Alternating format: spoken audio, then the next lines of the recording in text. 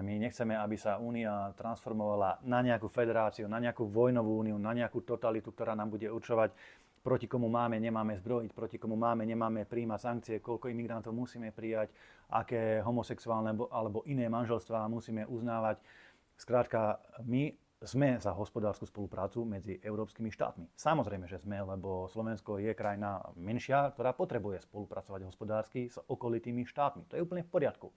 Ale chceme, aby táto spolupráca bola vyvážená, aby bola férová, aby bola rovnocenná a preto aj v rámci našej politickej frakcie presadzujeme tú myšlienku Európy suverených národov. To znamená transformovať túto Lejenovskú totalitnú úniu naspäť na čisto hospodárskú spoluprácu suverénnych štátov, kde si navzájom nebudeme ako štáty hovoriť do toho, že čo majú robiť v Česku, aký tam majú mať rozpočet, na čo majú dávať alebo nedávať peniaze, alebo či musia niečo digitalizovať, alebo mať nejaké elektronické voľby. To nie je naša starosť a rovnako tak nechceme, aby nám iné štáty do tohto rozprávali.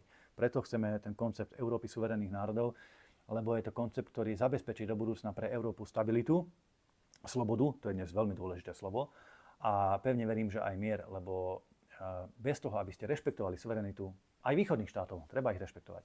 Bez toho mier v Európe proste nebude. A predpokladám, že nikto príčetný nechce, aby bola v Európe tretia svetová vojna.